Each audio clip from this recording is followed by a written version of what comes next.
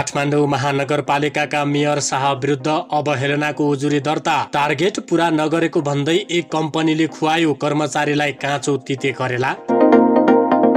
नेपाल टेलिकमको एफटीएच सेवाको विस्तार तीव्र। अब 198 बाटै सम्पूर्ण जानकारी लिन सकिने।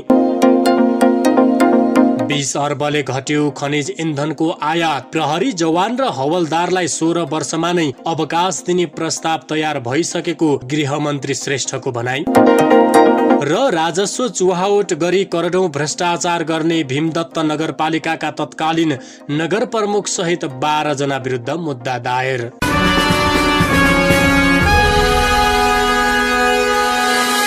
नमस्कार, दियो दैनिकमा तपाईलाई हार्दिक स्वागत छ।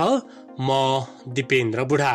एउटा कम्पनीले लक्ष्य पूरा नगरेको भन्दै आफ्ना कर्मचारीलाई यस्तो सजाय दिएको छ कि सो कम्पनीको सर्वत्र आलोचना भइरहेको छ। सोशल मिडियामा मानिसहरूले सो कम्पनी र त्यसका हाकिमलाई गाली गरिरहेका छन्। साउथ चाइना मर्निङ पोस्टका अनुसार चीनको सुहोङ डाइनाङो फङ्ग्रेन्सी इन्फर्मेसन कन्सल्टिङले टार्गेट पूरा गर्न नसकेको भन्दै आफ्ना दर्जनौं कर्मचारीलाई काँचो तिते करेला खान बाध्य पारेको हो। शिक्षा तथा तालिम सम्बन्धी काम गर्ने यो कम्पनीले दिएको उक्त सजायको भिडियो सोशल मिडियामा एकजना कर्मचारीले नै सार्वजनिक गरेपछि घटनाको खुलासा भएको थियो। यस्तो आलोच्य कदमको कम्पनीले भने बचाउ गर्दै यो दण्ड पुरस्कार प्रणालीको एक हिस्सा रहेको दाबी गरेको छ। साथै उसले कर्मचारीहरू यस्तो सजायका लागि सहमत रहेको पनि जिकिर गरेको छ। कम्पनीका प्रवक्ताले भनेका छन्, कोही पनि मानिस काँचो तिते करेला खान चाहँदैन, त्यसैले अहिले सजाय स्वरूप काँचो करेला खानु परेका कर्मचारीहरूले आगामी दिनमा कडा मेहनत गर्नेछन् र दिएको टार्गेट पूरा गर्नेछन्। कम्पनीको यस्तो दाबीलाई एकजना कर्मचारीले भने पुष्टि गरेका छन्। तर आफूले काँचो करेला खान नचाहँदै पनि कम्पनीको नियममा स्वीकृति जनाउनु परेको उनको भनाइरहेको छ। स्मरण रहोस्, चीनमा कर्पोरेट सेक्टरमा कर्मचारीहरूलाई यस्ता खालका अनौठा सजाय दिने प्रचलन व्यापक छ। यसअघि चीनमै एक कम्पनीमा टार्गेट पूरा गर्न नसक्ने कर्मचारीहरूले एक अर्कालाई थप्पड हानेको समाचार सार्वजनिक भएको थियो।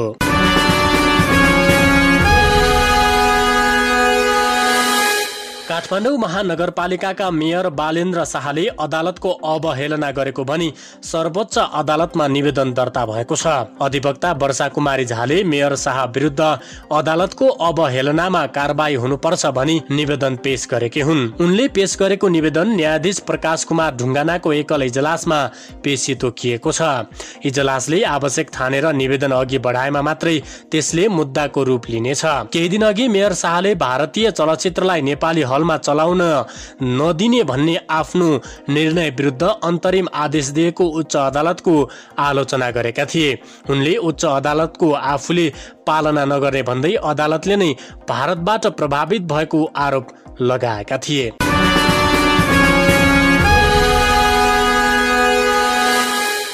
उपप्रधान तथा गृहमन्त्री नारायण काजी श्रेष्ठ प्रकाशले प्रहरी जवान र हवलदारलाई 16 वर्षमा नै अवकाश दिने प्रस्ताव तयार भइसकेको बताएका छन्।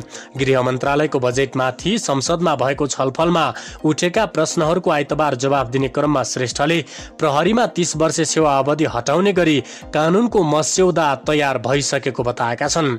30 वर्षको सेवा अवधि हटाउने सन्दर्भमा सर्वोच्च अदालतको आदेश अनुसार कानूनमा नै व्यवस्था गर्नुपर्ने भएकाले नयाँ कानूनको मस्यौदामा त्यसलाई प्रस्ताव गरिएको छ। उनले अघि भने त्यो कानून यही सदनमा हुनेछ। उनले प्रहरी संगठनभित्र प्रहरी जवान, सहायक हवलदार, हवलदार असै र सहीको प्रोत्साहनको व्यवस्था राम्रो नभएको बताएका छन्। एसएसपीबाट 9 महिनामा डीआईजी, एआईजी हुँदै आईजीपी भए पनि प्रहरी जवानदेखि सहीसम्म पदोन्नतिको व्यवस्था राम्रो नभएको उनको भनाइरहेको छ। गृहमन्त्री श्रेष्ठले भने जवान हवलदारहरू 19 वर्ष एउटै पदमा रहिरहँदा पीडित भइरहेको बताएका छन्। यसलाई सम्बोधन गर्न क्याडर ल्याडर प्याटर्न मिलाउन पनि जवान हवलदार र सहायक हवलदारलाई 16 वर्ष तथा असै र सहीलाई 18 वर्ष सेवा अवधि पुगेपछि रिटायरमेन्ट दिने र 20 वर्ष सेवा पुग्दा पेन्सन दिने व्यवस्था लागू गर्न गृह मन्त्रालयको आफ्नो प्रस्ताव अन्य मन्त्रालयमा पठाइसकेको उनले बताएका छन्। उपप्रधानमन्त्री तथा गृहमन्त्री श्रेष्ठले भने, मलाई विश्वास छ सम्बन्धित मन्त्रालयको सहमति प्राप्त भएपछि कार्यान्वयनमा लैजान सकिनेछ। उनले आन्तरिक बढुवा र खुल्ला प्रतिस्पर्धामा लिने अनुपात मिलाउने विषयमा लोकसेवा आयोगसँग परामर्श भइरहेको समेत संसदलाई जानकारी गराएका छन्।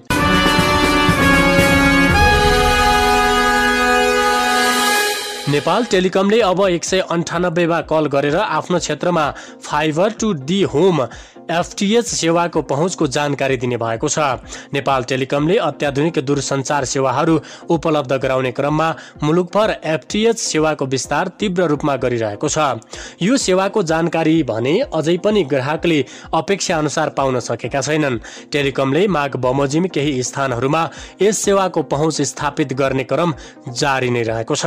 सेवाग्राहीहरूको मागलाई मध्यनजर गर्दै यस सेवाको उपलब्धताका सम्बन्धमा निशुल्क नम्बर 198 मा डायल गरी प्राप्त निर्देशन पश्चात फेरि 1 डायल गरेर ग्राहक सेवा केन्द्रका प्रतिनिधि मार्फत आवश्यक जानकारी प्राप्त गर्न सक्ने व्यवस्था टेलिकमले गरेको छ।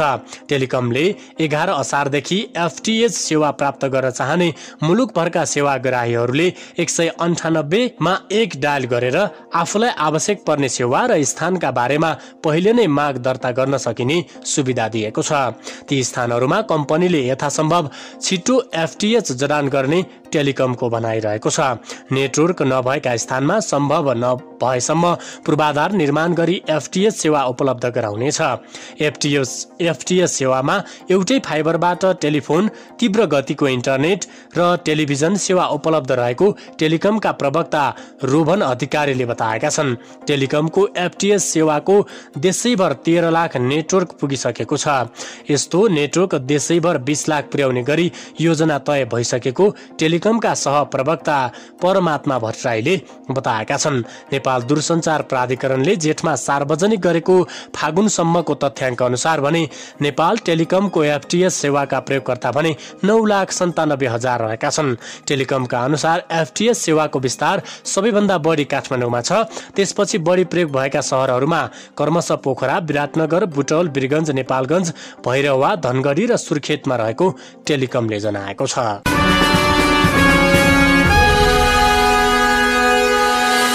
कञ्चनपुरको भीमदत्त नगरपालिकाका तत्कालीन नगर प्रमुख सहित 12 जना विरुद्ध भ्रष्टाचार मुद्दा दायर भएको छ।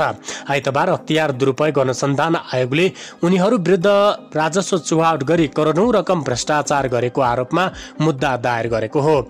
अख्तियारले भीमदत्त नगरपालिकाका तत्कालीन नगर प्रमुख सुरेन्द्र बहादुर बिष्ट, तत्कालीन प्रमुख प्रशासकीय अधिकृत पुष्कर प्रसाद भट्ट र तत्कालीन निमित्त प्रमुख प्रशासकीय अधिकृत हरिदत्त जोशी विरुद्ध राजस्व चुहावट गरेको आरोपमा विशेष अदालत काठमाडौँमा मुद्दा दायर भएको अख्तियारका प्रवक्ता भोला दाहालले जानकारी दिएका छन्। नगरपालिकाले आर्थिक वर्ष 2077-78 मा प्राकृतिक स्रोतबाट नदीजन्य प्राप्त हुने आयको ठेक्कामा बोलपत्रको सम्झौता अनुसार प्राप्त गर्नुपर्ने आयमा भवानी कन्स्ट्रक्सन प्रणालीलाई नियम विपरीत छुट दिएको भन्ने उजुरीका आधारमा अनुसन्धान हुँदा तत्कालीन नगर प्रमुख बिष्ट, तत्कालीन प्रमुख प्रशासकीय अधिकृत भट्ट, तत्कालीन निमित्त प्रमुख प्रशासकीय अधिकृत जोशीले महाकाली नदीजन्य पदार्थको रोयल्टी शुल्क उठाउने ठेक्काको भ्याट बाहेक न्यूनतम कबोल अङ्क तोकी बोलपत्र आह्वान गरी नेपाल सरकार र प्रदेश सरकारको स्वीकृति बिना कार्यदलको सिफारिसको आधारमा राजस्व घटाई राजस्व चुहावट गरेको पाइएको अख्तियारको ठहर रहेको छ।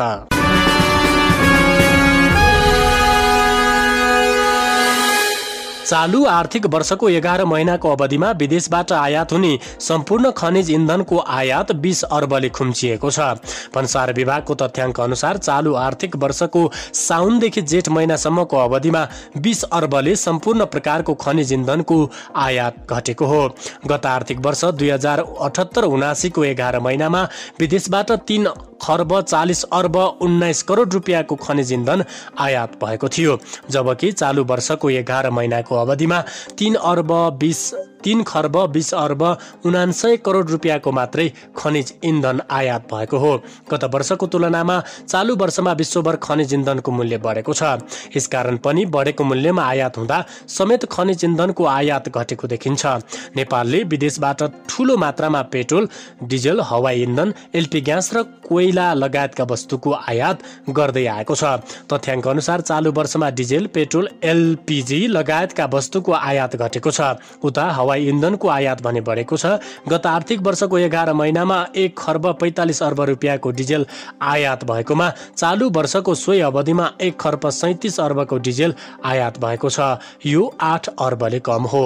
यस्तै गत आर्थिक वर्षमा 62 अर्ब 91 करोड रुपियाँको पेट्रोल भित्रिएको थियो, जबकि चालु वर्षमा 61 अर्ब 38 करोडको पेट्रोल भित्रिएको छ। यो 1 अर्ब 53 करोड कम हो। यसैगरी गत वर्ष 79 अर्ब 16 करोडको एलपीजी भित्रिएकोमा यस वर्ष 54 अर्ब 32 करोडको एलपीजी भित्रिएको छ। यो 4 अर्ब 84 करोडले कम रहेको छ।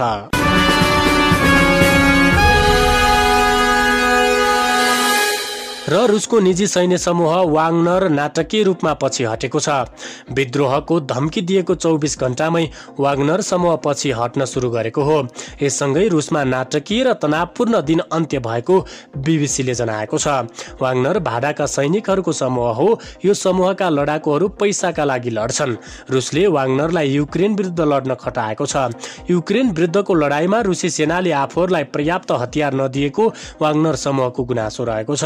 साथै मिसाइल आक्रमण पनि आफ्नै भूमिमा गराएको भन्दै वाग्नर समूह असन्तुष्ट छ।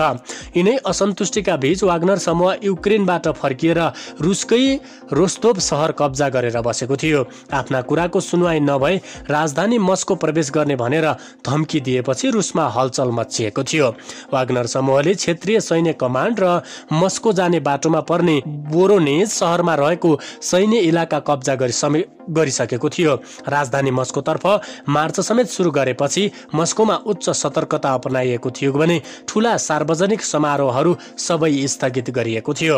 वाग्नर समूहका प्रमुख येवगेनी प्रिगोजिनले रक्तपात रोक्नका लागि आफ्ना लडाकुलाई युक्रेन नै फर्किन भनिएको जानकारी दिएको बीबीसीले जनाएको छ। रुसको सरकारी मिडिया रिपोर्टका अनुसार प्रिगोजिन अब बेलारुस जानेछन्। साथै उनी र वाग्नर समूहका लडाकुहरू बीच लगाइएका आरोपहरू पनि सरकारले फिर्ता लिनेछ।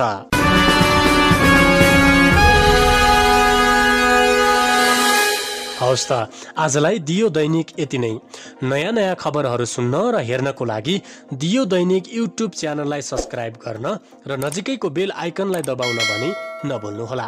आजलाई पनि खबर कक्षका सम्पूर्ण साथीहरूसँगै म दिपेन्द्रलाई पनि आज्ञा दिनुहोस्। नमस्ते।